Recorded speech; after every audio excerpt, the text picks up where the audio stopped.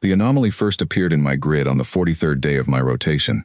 I logged it as a sensor artifact. That is the correct procedure when a carrier wave dropout rolls across monitoring quadrants in a pattern that matches nothing in the corridor null 11 anomaly registry. You note the timestamp, the affected bands, the duration. You flag it for review. You continue your watch. I continued my watch. By day 60, the artifact had a shape, not a fixed dead zone. Those are common enough. Fold interference pockets where the corridor's geometry chews signal into nothing. This was mobile. It moved against the background drift of the corridor's ambient traffic. It held a consistent arc of suppression 11 kilometers wide, blanking carrier waves across 3 monitoring bands in sequence before allowing them to resolve again. It moved like something that did not want to be seen. I flagged it for secondary review.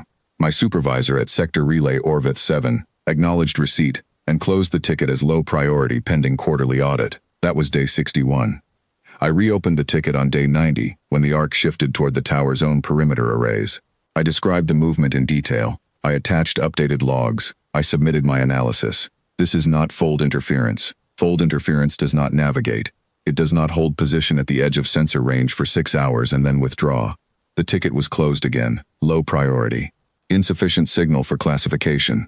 I kept the logs running. What else was I going to do? I was the only watch officer in corridor null 11. I was the watchtower. My job was to see, and to report what I saw, and apparently no one at Orvith 7 wanted to see it alongside me.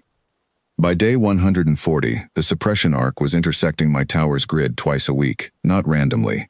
It would arrive from the corridor's deep field margin, hold position at the edge of sensor range for between 4 and 9 hours, and drift back out. I began a secondary log, hand-filed and not submitted, because I had stopped expecting a response from Sector Command.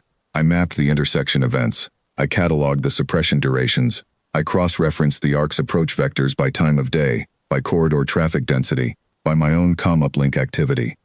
I noted what the arc seemed most interested in: my comm array uplinks, my power allocation readouts, the environmental cycling monitors for CO2 filtration and atmospheric pressure.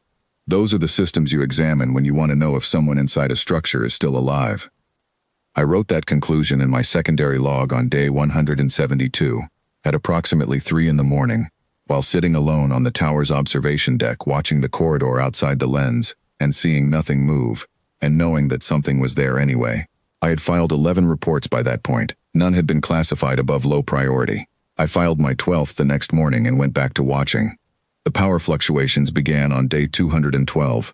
Load cycling irregularities I might have dismissed as aging hardware, if I had not spent the previous 4 months watching something systematically survey my tower's infrastructure. The CO2 filtration unit began short cycling on day 219. My emergency maintenance request received a parts availability window of 6 to 8 weeks. By day 238, I was running on backup atmospheric recycling and primary power at 77%. My comm uplinks dropped for 20-minute windows twice daily.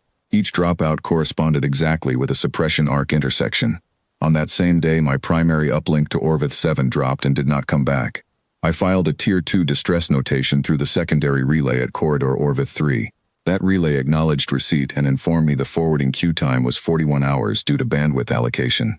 The Earth vessel arrived on day 247.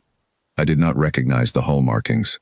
Small, 2-crew configuration, unarmed, deep field monitoring class. I queried the registry and received the identification code for a Terran Joint Deep Field Survey Authority monitoring tender. Vessel designation, Orvith Survey Reach. Charter classification, Passive Array Welfare Watch. I opened the docking port. I was not in a position to be particular about which help arrived. The comms specialist came through the lock first. She introduced herself as Corrigan. She was carrying a data module and a portable relay bypass unit, and she had the expression of someone who had reviewed an extensive log file and arrived with questions she already knew the answers to. I asked how she had found me.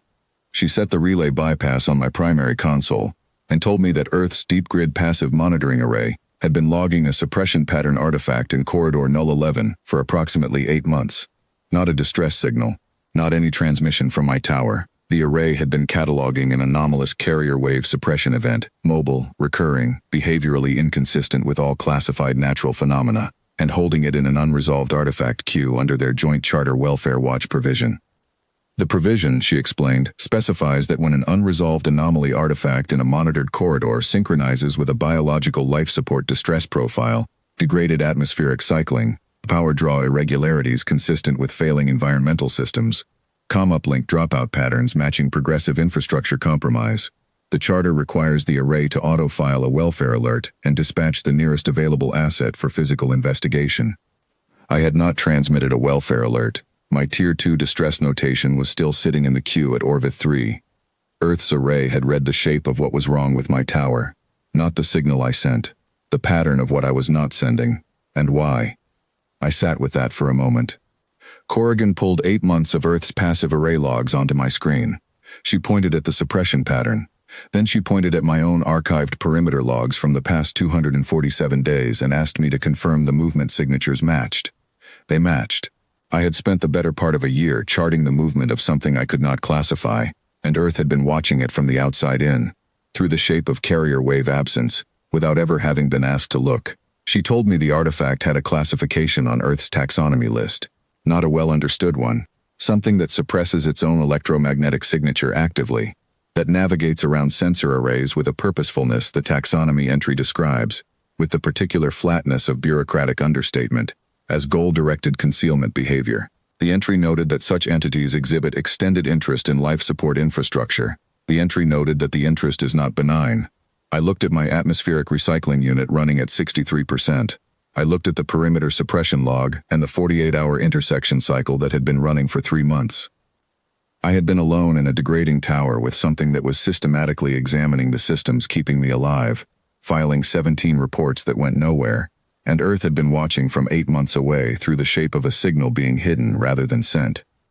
Corrigan got my comm uplink back online in 40 minutes. She filed a report through Earth's relay under the Welfare Watch Charter, submitted my hand-filed secondary logs as supporting documentation, and recommended an immediate relief rotation for Corridor Null 11.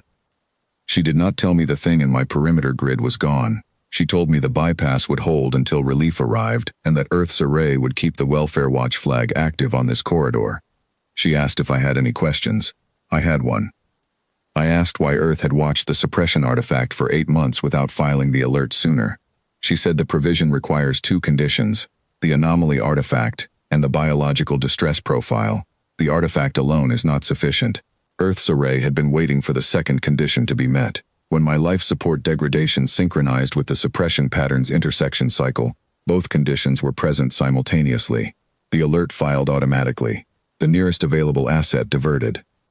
That asset was her, a 2-person monitoring tender on an unrelated survey run, not aimed at my corridor, simply close enough to be the correct answer when the provision fired. The relief rotation arrived on day 262.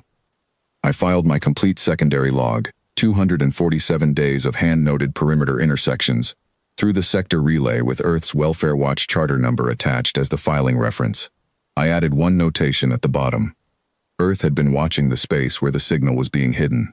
When the absence matched the profile of someone in trouble, Earth filed the call on my behalf and sent what it had. No one at Sector Relay Orbit 7 had read my 17 submitted reports. 3 rotations later, I checked whether the taxonomy entry had been updated with my data. It had.